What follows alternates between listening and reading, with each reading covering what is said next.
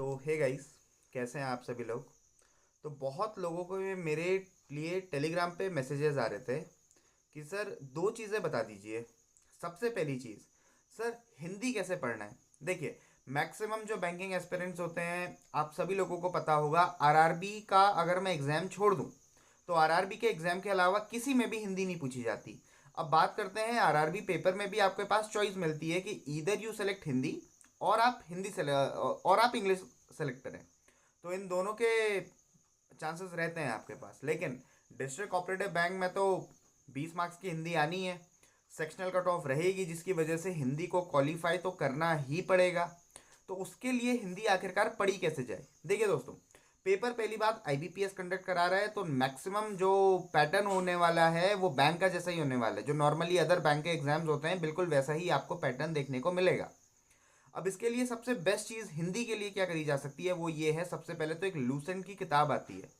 तो दोस्तों, आप उससे पहले तो हल्का फुल्का रेफरेंस ले सकते हो कि हिंदी में टॉपिक्स क्या होते हैं, किस तरीके के होते हैं, पैसेजेस कैसे होते हैं, और जो अलग अलग टॉपिक्स हैं।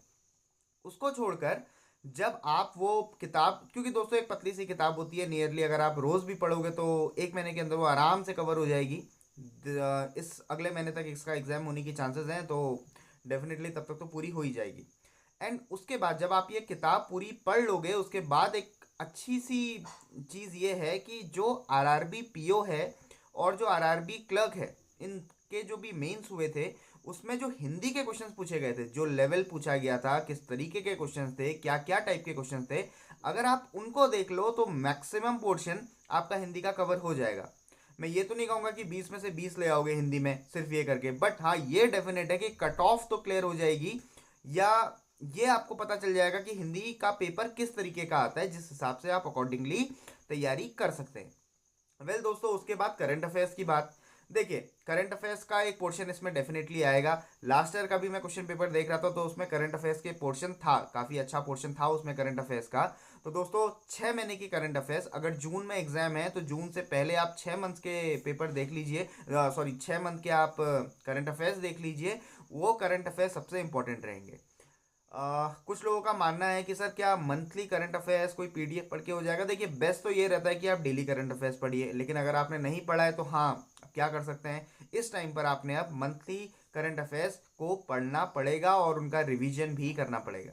तो दोस्तों, ये उन दो टॉपिक्स के बारे में जो दिक्कतें चल रही थी, जिसके लिए मुझे सबसे ज़्यादा क्वेश्चंस आए थे हिंदी और जीएस में, तो दोस्तों वो मैंने आपको बता दिया।